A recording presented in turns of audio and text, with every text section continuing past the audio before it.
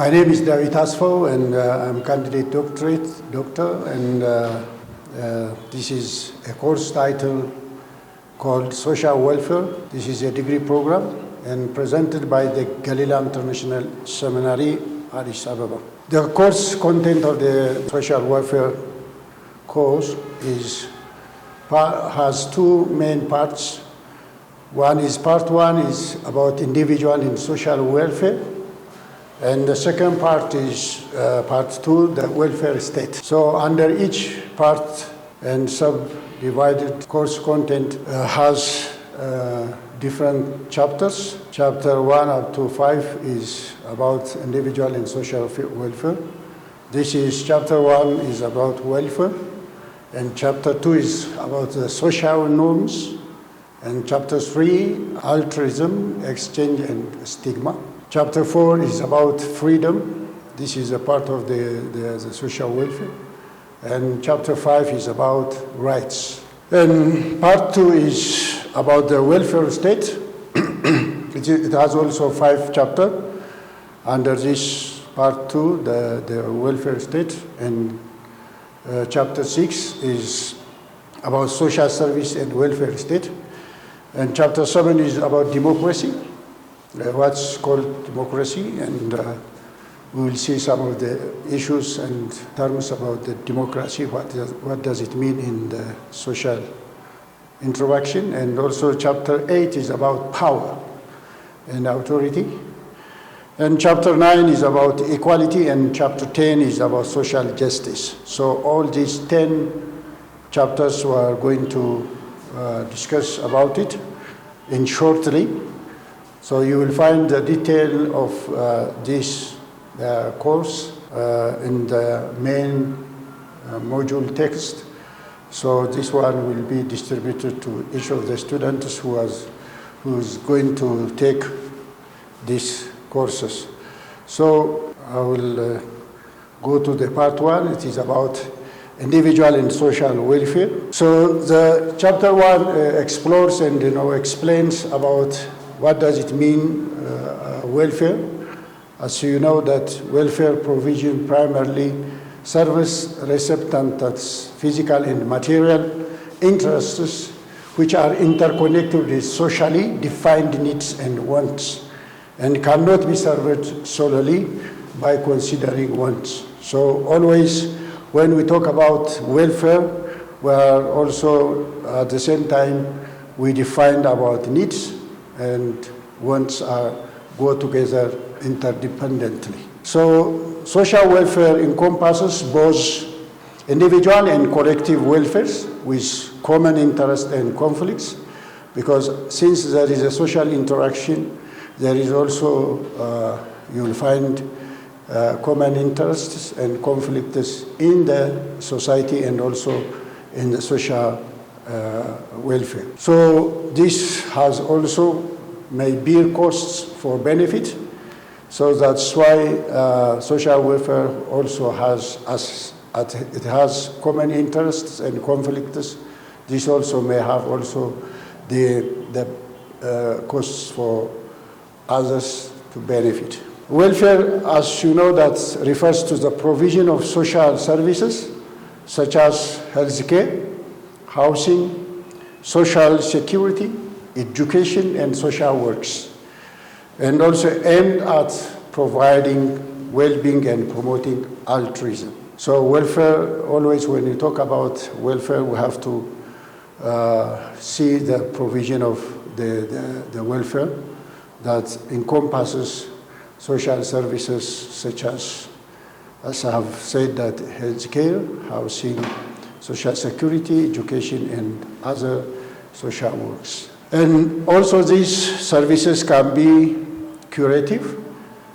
Some of them are developmental, and some of them are protective, and some are providing safety net to help individuals realize their potential and protect against issues like old age, disability, or poverty. So all these services are encompasses and also included and involved in the welfare provision. So social services are means developed and institutionalized by society to promote the social ends. So social services are promoted and institutionalized by the society, and also it is promoted by the social ends. While measures benefit individuals, they can also benefit society as a whole. These services can reinforce economic policy, achieve equality or social justice, and maintain social order. So these services can reinforce the economic policy of the country, because otherwise that achieving the equality or justice, social justice and maintain social order, you will not maintain the society as to be in a good condition, and we can't talk about welfare unless we provide and also unless we reinforce all this economic policy, equality and justice among the societies. So the provision of welfare is contagious. It is also has many connections with conflicting views on what is good for individual or the society. So always welfare is connected with the security of and also the good will of the individuals or the society. So this module examines the principles guiding these judgments and the relevance of practical welfare provisions issues. So as we proceed with about the welfare, so we can start with what does it mean individual welfare? Because in the society there is individual welfare and as well as there is social welfare. So we have to define first what does it mean individual welfare. Finberg defines welfare interests as fundamental interests that lead to well-being, including physical health, integrity, intellectual activity, emotional stability, social engagement, financial security, a tolerable environment, and freedom from interference. All this has been defined by Finberg, that how welfare interests as a fundamental interest for individual as well as collectively for society. So these interests are considerable as basic, as a whole, as without them a person cannot be a person. So in the society is built up by individuals, and individuals have contributed for social welfare that to fundamentally based the interests that lead to well-being, including physical health, integrity, intellectual and activities. So that's why Maslow in 1943 introduced a hierarchy of needs consisting of 5 basic goals, that is physiological goals, safety goals, love and esteem goals, and self-actualization.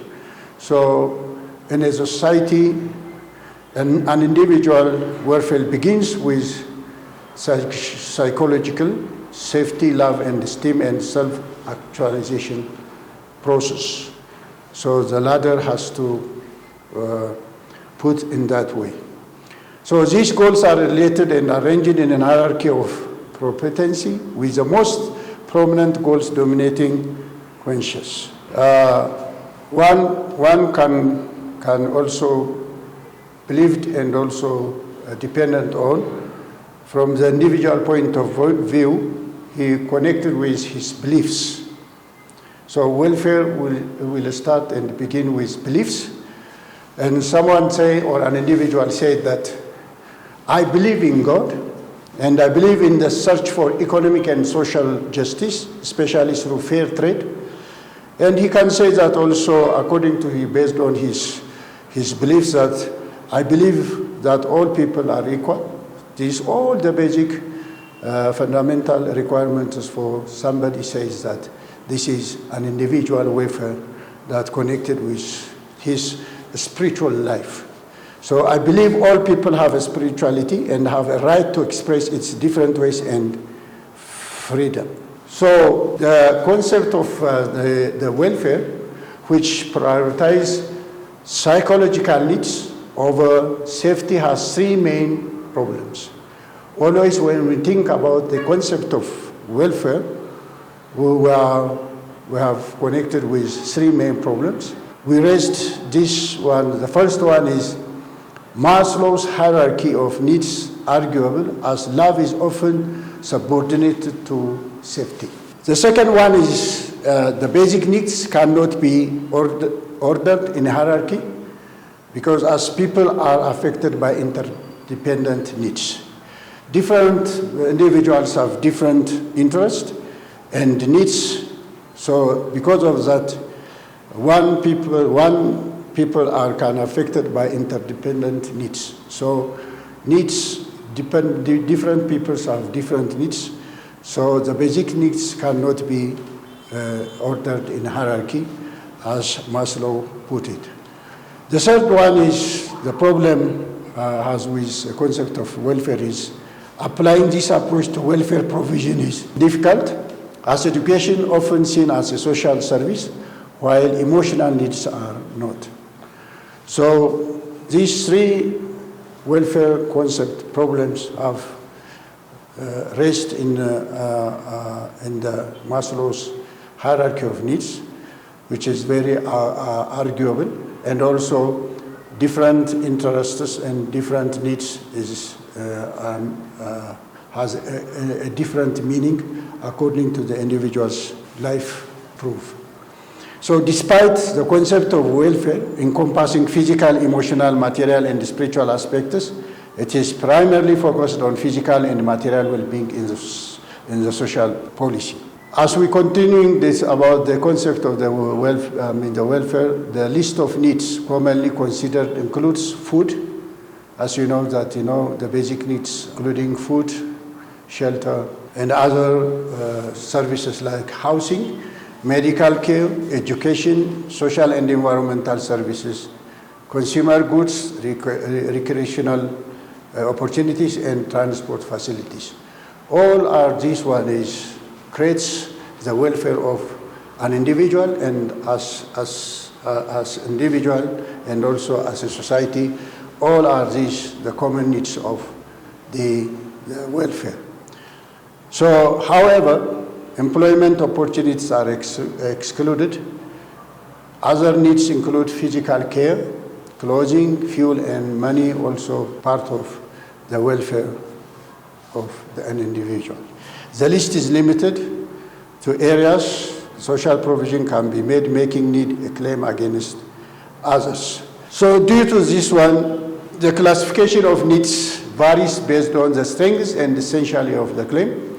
For instance, poverty, the lack of material resources can be categorized as destitute, and some of them have also categorized as a poor, some of categorized as deprived or disadvantaged. So gradation with these categories is include very poor, poor, and fairly poor.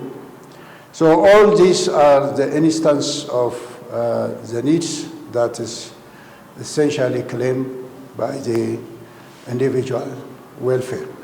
So this is a course called Social Welfare, presented by Gelila International Seminary, and also the one who brought these courses by candidate Dr. Dawit Asfaw. So let's go to the different aspects of the characteristic, the main characteristics of welfare that can be related to religions and also religion groups. So Charles Booth, that is Victorian England studies, identified basic needs as a food, clothing, fuel, and shelter, while Shibham Ronnery called differentiated primary and secondary poverty based on money management, both studies rely on the defining poverty in terms of minimum needs. So both relatively identify from the basic relative poverty is a concept that compare poor people with others in the society, such as in Britain or in the third world. This definition confuses two ideas because if it is identified as a basic needs only, as a food, clothing, and fuel and shelter, if you talk only about this one, when you talk about welfare, this definition confuses two ideas. People are poor by comparison with others by falling significantly below the average income. So people we might, defined by being their income. The other one is within this understanding there is a divine being or being who exemplifies justice, power, love, and truth. So there is physical state and also there is a spiritual state to define the individuals and also the society welfare. So crucially, these beliefs are shared by the number of people. Sometimes millions of people across the world think about that peoples are differentiated because of their physical and also spiritual being. So this is all encompasses with the welfare, creates the welfare of the individual. So this gives a strong communal element to religion, and you may have experience of faith where it is an expectation that believers will meet together to sing, pray, discuss, or purely enjoy the company of like-minded people. So on the other side, Marxists, as religious, have their own meaning on the welfare. Also, Marxists have also their own meaning about the welfare. Marxist tradition suggests that human needs are socially defined and a level can be fixed within a particular society based on accepted standards. Homelessness is a socially determined issue, which squatter settlements being a common pattern in the third world countries. Poverty is defined by the condition provident in a particular society with a USSR, officially standard of poverty being based on subsistence standard, only determined by the subsistence of the individual. So all this welfare is connected with the status of the individual, which is always the concept of relative poverty proposed by Twinston. It's a complex concept that combines Marxist views with objective standards and attitudes. It has been influenced in social policy, but it is controversial, as you know, that the definition of poverty is based on material resources, not only what common or customary. So because of that, the concept of welfare is dependent on the individual's status, on the society, as he has material resources, or the common or customary levels of having the definition of poverty determines the individual's status. It is also extended the concept to cover all forms of disadvantage, which is not typically seen as a poverty. In some areas, things are seen as a poverty. In some other areas, maybe doesn't have the same meaning what has been typically defined as a poverty. So poverty in different society and different states have different meanings. And also one could be considered as a poverty. In the other words, and in the other part of the world, might not be considered as this is determines the definition of the poverty. So because of that, one researcher called Marshall argues that a common factor in the state of poor is the urgency of the needs. Religion is separate to spirituality. So this all has to be well defined before when we say that about the welfare being of the individual.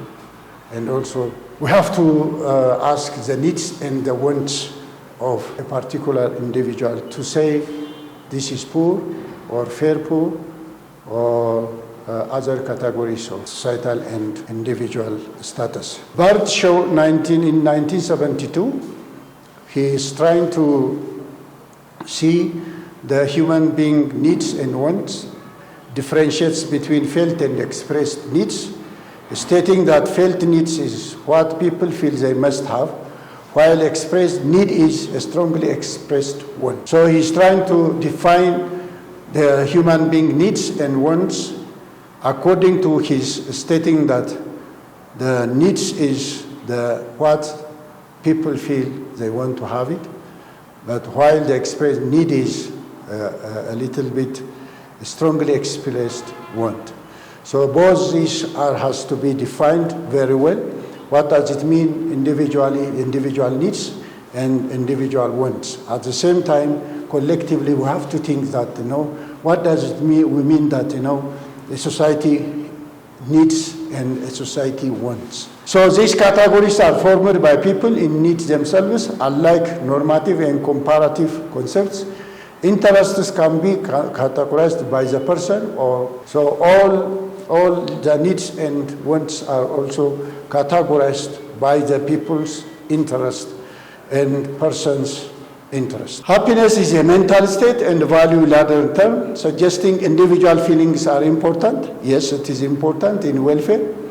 Welfare is closely linked to individual choices and desires. So always needs and wants of an individual is connected with the individual choices and desires, because in order to secure the individual feelings or choices and desires. So because of that, Dahl 1961 argues that interests can only be identified by those with them, but people can make wrong choices. So in this way, this is all are developing how we can define the welfare of human being, the welfare of individual and a society. So chapter 1 talks more about individual welfare and also social welfare. So when we go back to as individuals, individuals' welfare is based on their desire, needs, wants, and choices. Social welfare also collectively, they do have their own needs and also welfare on the basis of individuals. So social welfare, constructive philosophers like Oakeshott and Jeremy Bentham argues that society is a fictitious body composed of individual persons, and interests of a community is the sum of their interests. So social welfare is the interest of the community, that is the interest and the sum of their interests composed of different individual persons. So socially, as individual welfare there is also collectively persons are collectively brings their social welfare through the interests of the community, the interests of the society, and the interests of the collective interests. So traditional welfare economic focuses on three principal values, judgments. Each person is the best judge of their own welfare. Social welfare depends on individual welfare. And this increase in one person's welfare is considered an increase in social welfare. Few social welfare measures leave no one worse off except for those that increase efficiency and effectiveness. So some are connected with efficiency and effectiveness. As you know that the social welfare has its own result, and also how it is doing in an effective way determines the social welfare of a society. So efficiency depends on the relationship between aims and costs. Always efficiency goes with results, with the most efficient measures yielding the best result at least costs. So that's why it is social welfare is also dependent on the efficiency of a society. So effectiveness maximizes goal achievement. Efficiency and effectiveness are secondary principles serving aims. So cost-benefit analysis is a crucial tool in social planning, measures the cost of the policy against the benefits. So when you measure about the social status of the community and the society, cost-benefit analysis is a very important area to measure the costs of the policy against its benefits. So it helps us to clarify the likely consequences of policy decisions, and such as child-proof drug containers and crash barriers on motorways. All this can be measured, in the society to determine whether the society is under good, bad, or in constant welfare. So all these are helping to determine the welfare of the individual and the welfare of the society. The other one is, it is related with that the common good, moral and political philosophies. Individuals are not like real people who live in families, good and communities, learning from each other. So the society is in a collection of universalized individuals, but a product of real relationship between individuals. So because of that, social welfare refers to a group of people with common interests. So if they do have common interests, they are working for common good. Such as old people, they do have their own common interest. Children, they do have common interest. And elderly peoples, they do have their own. So the part of the society groups have their own common interests. But the definition of the policies of these issues depend on the society. So different society have different meanings and different policies, and different issues come together for their common good. So the common good, distinct from individual welfare, applies to these groups and to every member of the society, ensuring they receive the same support and care. So the common good is also, it is distinct from individual welfare, applies to a group of a society. So the concept of the common good, ambiguous, encompassing individual interest in social wants. So this requires reciprocity as a principle, binds members together, ensuring everyone respects each other's claims. So this principle forms the basis of national insurance, which pools resources to protect individuals against risks like poverty, sickness, or death. So the society based on the common good will be enforcing, binding the members together. And so because of that, the Jordan model of social welfare is opposed to individuals' value, promoting mutual protection against risks. So this is presented by Gelila International Seminary, and a course called Social Welfare, and presented by candidate Dr. Dawit Asfaw. So as we see and expand the concept of common good, Jordan models of social welfare have defined three main areas. One is each individual's welfare depends on needs which he or she is not capable of meeting by his or her effort alone. This is an individual effort for the welfare. And also the other one is social welfare depends on cooperation and social solidarity, because it is an act of a society and a community. They are working for the common good, for their own, dependent on the solidarity and cooperation. The other one is social welfare, is therefore something more than is different from the welfare of individuals. This is institutionalized type of social welfare. So you can see all the details with the module. So I will proceed with chapter 2.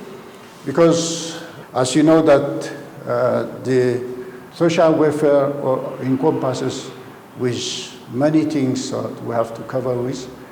So as we have seen that the individual welfare, the social welfare, what is also doing in common good, because all this is we defined, and also we have tried to see what is the meaning of the individual welfare and also the social welfare covered in Chapter 1. Chapter 2, we are going to see and discuss about social norms, because social welfare has its own as a social norm, because it is a social norm is based on the moral principles of an individual and also in a society. So the moral principles and norms are socially defined rules that assume personal responsibility for the action. So there is rules and the regulations that assumes and also working very hard by the individual and by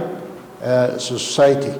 So social norms also determined by the moral principles of individual as well as by the society. So because of that, it creates social services may reinforce these rules, leading in deviance and labeling. So in order to frame out the social welfare of the society or the individual, there has to be social norms may reinforced by the social services. So welfare decisions are intersubjective based on shared perceptions and views. Values are also expressed in social norms, which are generalized expectations shared by a significant number of people in the society. So society has its own social norms and social values, which is determined by the individual and also by the society collectively to answer the moral principles of the society. So moral values are social norms that define expectations, and expectations related to behavior, roles, and status. Not only roles and status, but also the guidelines has been accepted by the whole part of the society. That is, the community has its own norms, which has to be followed by individuals as well as by society. So these norms usually assume individual responsibility, yes, because the society is begun and also stated first by individuals, then grow to the society. So the community always has its own norms that to follow and guided by direction and also guided by the values that they have commonly for the society. So that's why individuals have responsibility for their actions, which exceptions like mental illness and stigmatization, legitimateness, all these are related with norms often considered as serious and important due to religious beliefs or other impact on others. So roles, values, and also there are many things that you will see as a principle in welfare, which is related to moral encompasses. So I can say that Chapter 2 is more about the norms. So these norms are accepted policies, values, and also guidelines, and also directions, which is accepted by the community, and also it is a moral norms that consisting a decision making and defining available options. So this text emphasizes, Chapter 2 emphasizes that the policies and the guidelines and the values of all the welfare which defines, in order to define the welfare of the individual and as well as because social norms are reinforced by defining boundaries, promoting moral judgments, and defining the limits of unacceptable behavior. So always, when we think about welfare, we are thinking about the individual welfare as well as the community's welfare or the social welfare. Being us entertaining the social and the individual welfare, we have to also think about it. The norms, the values, the directions, the policies, and the guidelines which is encompasses in welfare. Thank you very much. This is part one, in chapter 1 and 2. We covered all these points, so we're going to forward chapter 3, 4, 5 to the next class. Thank you.